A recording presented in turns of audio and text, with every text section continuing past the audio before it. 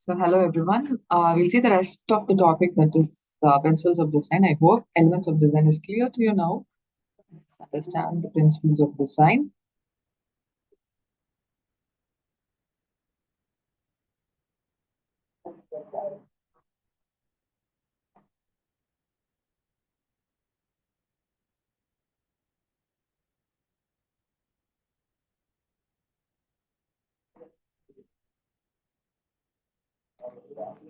So, as I said earlier, principles of design are basically the guiding factors that gives you the recipe, the proper recipe, a proper way to convey things. And we have few important principles of design. Maybe you can even create your own principles of design that you can say that this is what is making everything properly. Trying to remove this off.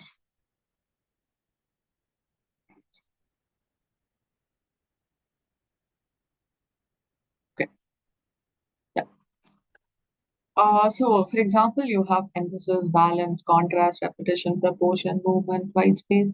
So, all these unity, pattern, rhythm, variety, everything is trying to tell you meaning to the composition, poster, add or branding, anything. Okay. So that is what is going to give a sense of relief to the eyes, sense of conveying what is the matter to the viewer or user. Now let's see one by one. Okay. So you can have this one term. So this is the guide. Okay. These principles are the guiding factor for the design. That is what you need to understand here. We'll go to the next slide. So the first and basic and an important principle I would say is balance. Okay. So any design you can use any kind of principle. So it could be single principle that you want to use or multiple principle you want to use. But according to me, balance is very much important and it has to be there in most of the designs. Okay. So balance basically means visual weight. Like in physical term, balance means how, whether this is equal to this or this is more, this is this thing like that. Here we are talking about visual balance. Okay. So how is my eye getting balanced instead of shifting the entire weight towards a particular area? Now this balance can happen in three types. Could be symmetrical balance, so which basically means if I put a line vertically or horizontally, the two halves, if I split it into two, both the halves needs to be the same. If that happens, it is called a symmetrical balance. You can see one example over here. So you have six dots here. And if I put a line, vertical line at the center, or even a horizontal line over here, you can see that the two halves are equal in nature. Okay, so that is called a symmetrical balance. Another example over here. So I have a rectangle here and two circles on top and bottom. If I put a middle line, it is equally divided on both the sides, which means equal visual weight is there. Okay, so this particular example is called as symmetrical balance. Now, the second type is called as the asymmetrical balance. What is asymmetrical balance? It is kind of symmetrical, but it is not exactly symmetrical. Let's say the example, you'll be able to understand it properly. So here, if I put a middle line, okay, it is not equal, definitely not equal. But here you can see a bigger circle and there are three smaller circles over here. These diagonals are equally proportioned, okay? Although it is not like two big circles are here and they're equally placed or something like that. That is not happening.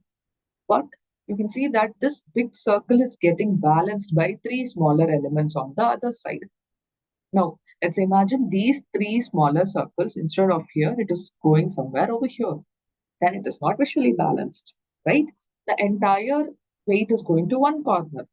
I am not seeing the rest of the sheet at all. Now, let's see here. So I have an rectangle and two circles on either sides. It is not symmetrical, yes, but still If you see, if I put a middle line, this corner is getting balanced by the other circle in the bottom corner. That is visible properly, right? So that is called as a asymmetrical balance. Now, the third type of balance is called as radial balance. Radial, as you know, it radiates from a point, a line which is radiating from a point. Here you can see that, right? So there's no line over here, but you can see the dots are placed in such a way that they are radiating from the center. Okay, so that's radial balance. So there are three types of balance: symmetric, asymmetric, and radial balance. So basically, if there is balance in the composition, which indicates that there is a stability in the composition. Okay, in everyday example, let's say I have a big room, but my bedroom is very big, but still I'm placing my cot in one corner. I'm placing my study table in another corner. I'm placing another a recliner in the side of my bed. The rest of the space, I'm going to leave it empty. Will it be balanced? If you feel, if you go inside, no, you won't feel that comfortness at all. You'll feel like, oh, what is this area is wasted? This area is like too much cramped and things like that. So you need to, the space even needs to be balanced. Okay. So you cannot make a particular part to be heavier and you cannot make another part to be lighter or empty. Okay. That is what this balance principle talks about.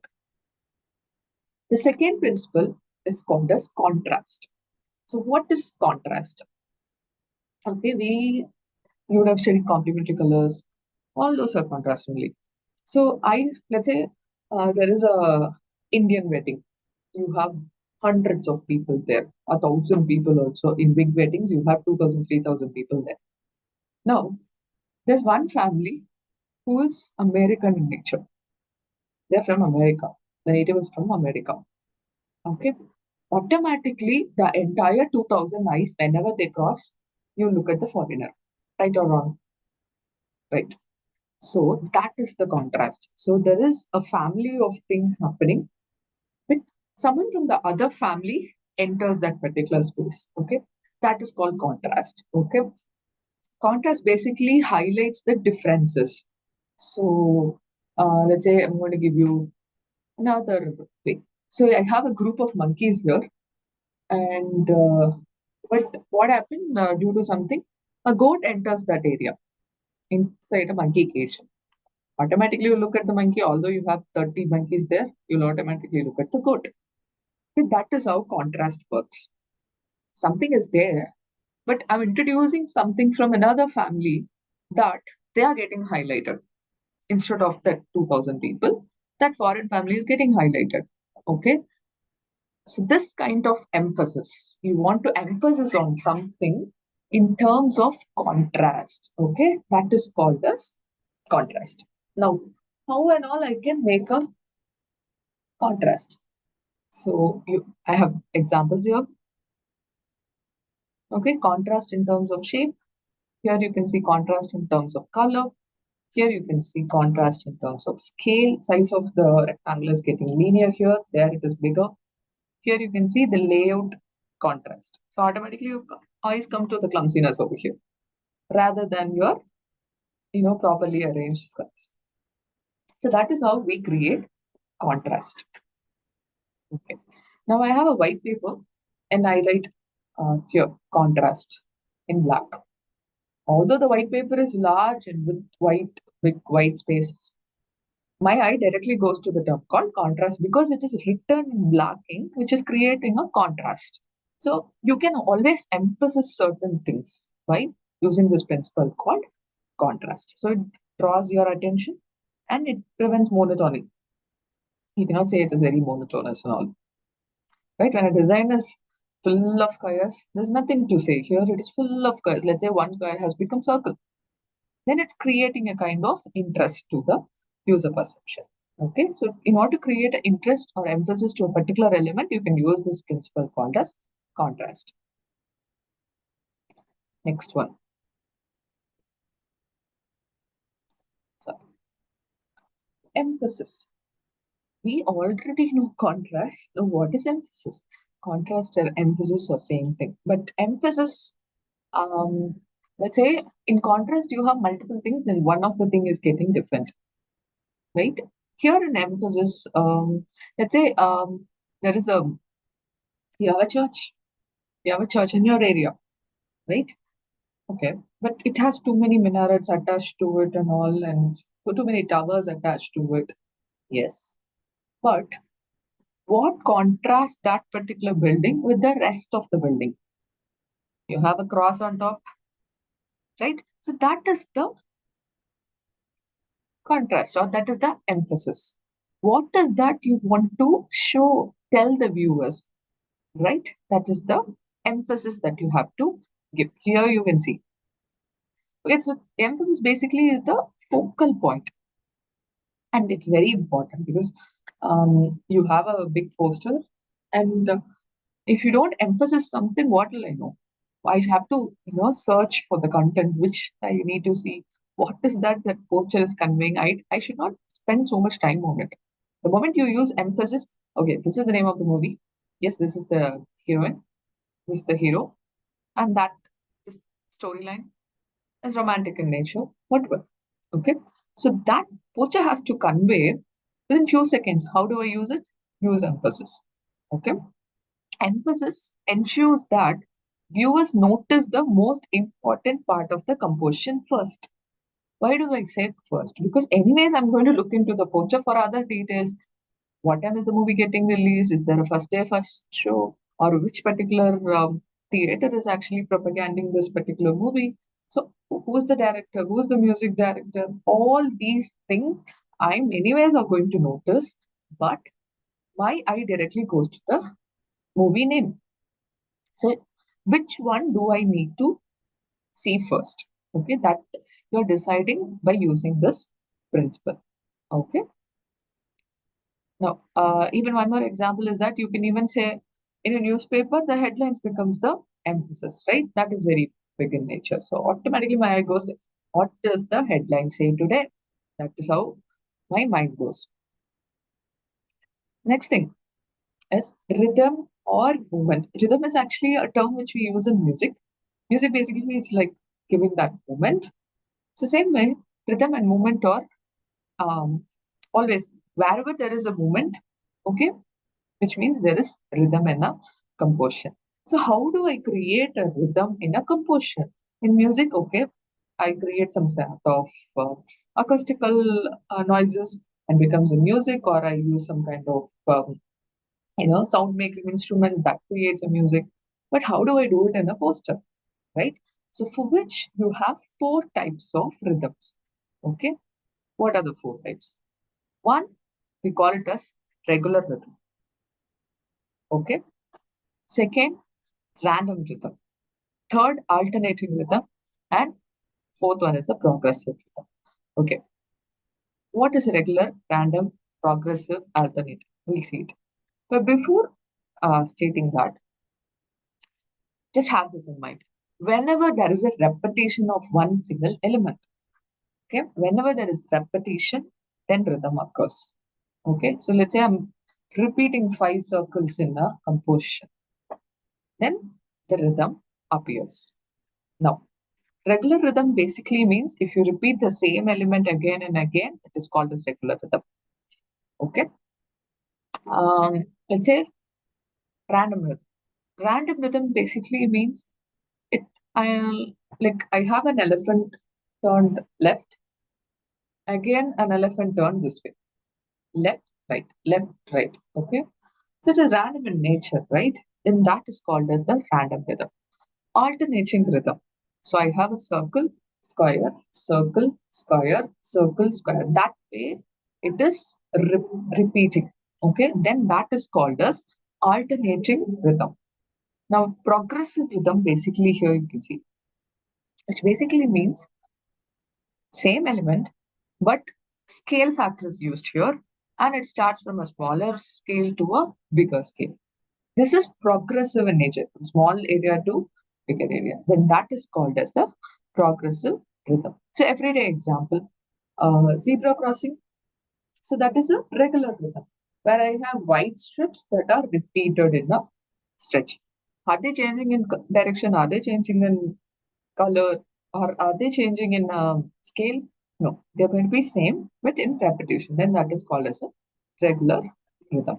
So it gives you a movement to the viewer's eye, right? So if you see this progress, it is from here to here I see it, or from here to here I see that. So that kind of movement is given by this rhythm. Next one is pattern. Pattern again, it is repetitive in nature, but it is repetitive to a portion that it covers the entire area, repeating the same way, or repeating same sets of elements, or repeating um, same shape of similar shapes of same family. So elements like that. So this is basically used in wallpaper design or in any texture making areas where you can see this pattern based rhythm. Unity. Now, unity, whenever a term unity comes, the first term that has to come to your mind is wholeness. Unity, everyone is together, right? Wholeness and harmony. Unity, synonymous to harmony and wholeness. Now, I see six different colored circles here. Although they are different in nature, still you can feel that they belong to the same family. Okay, so they are united together. They are different, but they are similar in nature. Okay, anything that is different but similar, then this gives us a feeling of wholeness, cohesiveness, or a complete feel. Okay, that in that term, call this as unity. The next principle is proportion. Proportion is very, very important in a particular design or architecture anywhere. Okay, now imagine you standing in front of the mirror. Now you have this eye at this position, and the second eye alone is this big. How will it look? Now, okay, this mouth alone, the opening is still here. How will it look? Right? So the proportion does not mean everything is similar or everything is same. No. But when something of different nature or different parts put together, their relationship has to be cohesive in nature. Their relationship has to give a sense of wholeness. For example, your human body. I have two hands, two legs, two ears, two eyes, one head, and all those things. But and they're put together, you're able to feel that one as a single entity, that is human body. So that proportion needs to be there in a design. You cannot drastically make something and the other things does not even suit to that particular place. Don't do that. Always have a proportionate measure that when you follow the design principles again and again, you understand it very easily. Okay. Proportion is one important term you'll always learn in your student times of architecture. Repetition. So as actually repetition is synonymous to rhythm. Okay. And repetition is what creates unity as well as rhythm. Okay. So here you can see sets of circles getting repeated, sets of squares getting repeated. The colors are also getting repeated, right? So it's like a pattern that is getting generated. Alignment is very, very important. So let's say I have a group of shapes in hand, which I need to put it inside uh, this thing, composition. Okay. By default or like indirectly follow an axis or follow a shape. When that is there, your composition automatically looks pleasing. Okay. Here you can see sets of square rectangles here. And so these things, they do not follow any alignment. But if I put one center line, automatically I'm able to get the symmetry. And here, right? Here, everything aligns in one particular line. So that is giving me a pleasingness to the composition. Same way, if you see here in the slide, all the lyrics are getting in one single line. So that is the alignment, the power of alignment. Although you didn't put one single line and say, here is where everything starts. No, even without the line, this creation of axis, this creation of unrelated related works make your design more structured, make your design more cohesive in nature. Okay. Next one is proximity. And now with this famous example for proximity here. Okay, here there are three pies, let's say pizzas are there. These three pizzas stands in one single line. Now if you see here, three pizzas are kept in a way that I'm able to see a triangle inside. Okay, so this grouping related items close together and separating unrelated ones are called as proximity. Okay, so let's say you are there, you will mingle with only certain types of people, a certain character of people, right? That is the proximity. So this proximity helps viewers understand the relationship between the elements at a single glance. Now, if you see the third image here, it is kind of there as a triangle only, placed it like a triangle, but still it is not giving me the triangular feel, right? So how are you going to put them together also matters. So proximity, let's say I go to a sweet shop and I can see that the milk sweets are kept in one particular shelf and the kaju sweets are kept in one particular shelf. So this is called as proximity, grouped together. The related items are kept close together. I'll see related exercises in this principles and elements of design. One is a point composition. You can see the examples here, the types of points used here, the types of shades used here. With the points, they are able to show so much of meaning. Examples for line composition. Point and line together. Okay, so when point and line together, they mingle. You'll be able to create something called as node. That is what is created in the center and the first images. Here it is about the direction. The shapes has to be kept together like this without any negative space. A negative space is something, a space which is surrounded by other shapes. Here you are not able to see negative spaces. But here you are using organic shapes, but without negative space.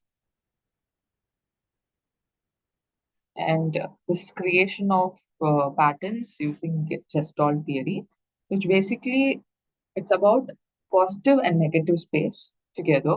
So here, if you see the blue birds are different, white birds are different. If it see the blue birds to be the positive, then your eyes automatically make the white ones to be the negative space. So it's like giving character to both negative as well as the positive space. So that is what was given by Gestalt theory. So here in the third example, you can see here, right? The fishes are somewhat becoming like a bird as we go up. Here you can see there's a crane as well as the fishes. So how are you making use of the negative space also matters. You can always give a definition to the negative space as well. And thank you.